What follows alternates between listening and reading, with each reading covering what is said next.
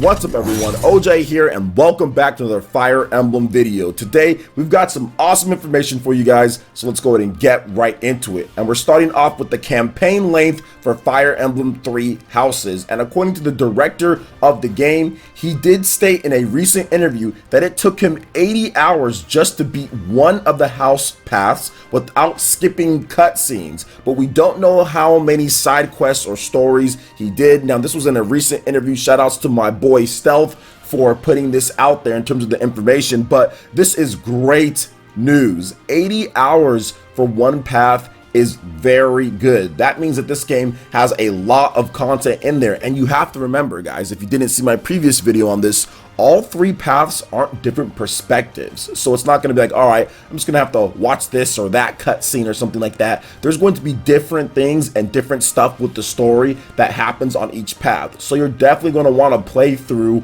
all three paths to get the full take on the story and stuff to do in the game. So it's not like Fire Emblem Fates and Fire Emblem like the Conquest and Birthright and all of that. This is unique individual paths per each one after the time skip. So it is something that, looking at this just on one path and saying that it's 80 hours is absolutely incredible. And I think that once we go over the next topic, you're going to see how much scope and scale this game does have. But 80 hours is phenomenal. Some people were even stating yesterday or so, or based on the Fire Emblem 3 Houses Japanese trailer where they revealed the season pass and all that, that maybe they're skipping out on content or holding it back. But I think that 80 hours on one path, I think that's pretty much guarantees, at least to me, that there's not really content cut or skipping out on things, because they've got 80 hours worth of content, which is definitely worth your $60 without even doing the season pass or expansion or whatever the case is. So I'm extremely happy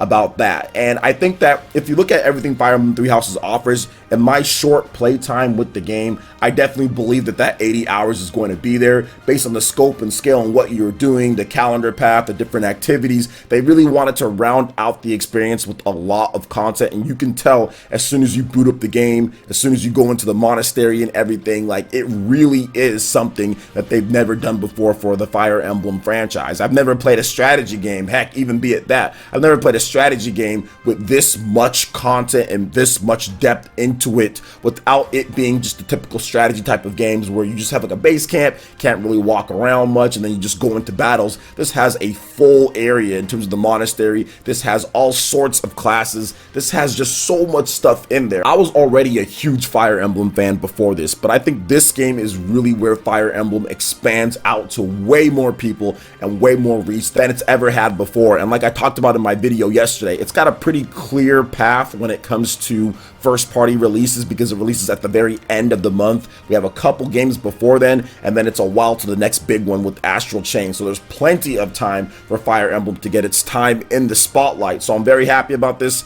This 80 hours is going to be music to a lot of people's ears because there's plenty of content to play. Summer, people have a little bit more time than usual sometimes with summer vacations and things. So I'm very happy to hear about this. So what do you guys think about Fire Emblem 3 Houses being 80 hours long on one house playthrough? Let me know your thoughts in the comment section below. All right, and moving on to the next topic here. I kind of alluded to it before with the 80 hours and everything and the type of work they did on this game, but if you don't know, Fire Emblem 3 Houses was developed by Intelligent Systems and Koei Tecmo as well. They had to come in and help out because of the scope of the game. So they talked about this recently, how the work was split between the two companies. So here is what the director of the game had to say in another recent interview.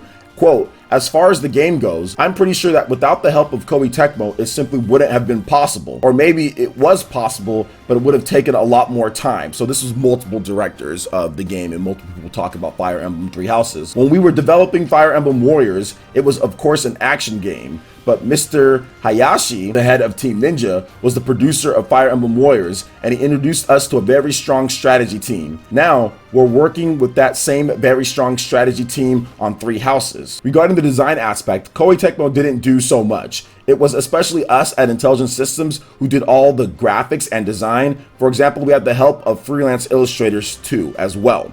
My team and I were in charge of designs like weapons, monsters, and other details like that. So in design terms, it was mainly intelligent systems. The main plot, the game system, all the ideas, all the gameplay mechanics, that basis was all decided with intelligent systems also. Then after a lot of discussion with Koei Tecmo, we figured out all the details. And Koei Tecmo helped with programming the game. We can't say it was very cautious, but you know, we always talk with Koei Tecmo people, and some of them have been working with Three Kingdoms for a very long time. In our discussions, maybe it was unconscious decision. We didn't say, let's make a homage to Three Kingdoms. It didn't happen like that. Perhaps it was, for us, a good starting point to say, okay, let's do our version of Three Kingdoms with 3 people, 3 countries. So basically that's kind of where the design in terms of what they were kind of going for as well. And once again, guys, this was a combination of Koei Tecmo and also Intelligent Systems who were talking about various different things. But yeah, the work for this game is absolutely incredible. They really needed Koei Tecmo's help in order to get all of the programming done and all of that, because Intelligent Systems, while they are a fairly big studio in terms of Nintendo size wise, I think they have around 200 people or somewhere around that range, you're not going to be able to only have that in order to get the game done that you want to get done, especially when it's your first time working on an HD platform. You have to remember they were going from the Nintendo 3DS with Shadows of Valentia all the way to Nintendo Switch. Tech-wise, I mean, you can look at that as almost a 3-generation jump when you look at the 3DS, or so at least a 2-generation jump at the very minimum. So that's really difficult for them. That's kind of difficult for them because all they made before, I think, was Paper Mario, and I don't think that was the main team making Paper Mario Color Splash on the Nintendo Wii U. So really, this was their first mainline big game for them to develop on an HD platform. And that was tough. That was obviously tough for them. So they needed some help to kind of come in and get things done. Programming, which is what takes a lot of time. Obviously designing things, drawing things, that all takes time. But the programming and debugging and all that stuff is really where they needed help with. And I'm actually really glad that Koei Tecmo came in and they decided to have them help out, because they did do a great job on Fire Emblem Warriors. So they know the lore, they know what's going on, they're familiar with the franchise. So I think they were the perfect partner for this type of game to get it done. And it took 2 delays. We were supposed to get the game in 2018, but then it moved on to 2019 spring, and then it moved on to summer. But it's finally coming out this month. I think they are finished up and they're ready to go. We're talking about a lot of different stuff. So it's an exciting time for Fire Emblem fans out there. So what do you guys think about Koei Tecmo helping out with Intelligent Systems when it comes to Fire Emblem 3 Houses? Let me know your thoughts on that in the comment section below. All right, and moving on to the final topic here, I wanted to get in one more little thing when it came to Fire Emblem. And this isn't Fire Emblem 3 Houses news per se, but the director of Fire Emblem 3 Houses talked about Fire Emblem Awakening and how he was unsure why the game was so successful. Now, here's the one thing, guys.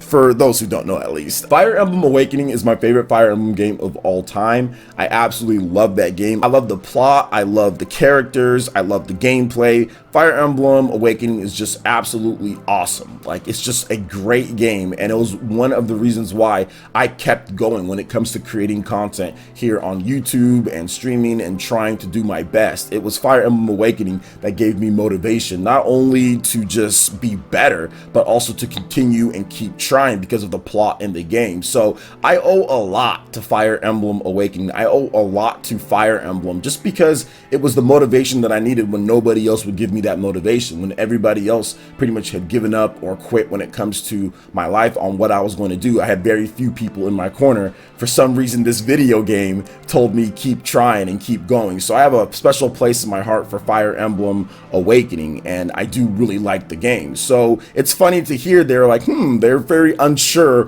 why the game was so successful. So let's hear what the director of Fire Emblem 3 Houses has to say over there at Intelligent Systems. Quote, "To tell you the truth, it was a very big surprise. To tell you more, I can't say. I honestly still don't understand why it was such a success, as we didn't realize we didn't make any change to our philosophy to make Awakening be liked outside Japan. I still don't understand why it was so popular. It's strange." So let me fill him in on a couple different things why Fire Emblem Awakening was more popular outside of Japan. So one, I think the biggest thing with Fire Emblem Awakening was the character design and how the game looked. When people initially saw it in terms of the marketing and what Nintendo was doing, it just automatically appealed. I think Chrom, Lucina, the characters, and how they did the aesthetics of the game just appealed to people a lot. And people wanted a great game on the Nintendo 3DS to play back in, like, I think 2013 when that game launched. So the 3DS was still only just like a couple years old, and people wanted these epic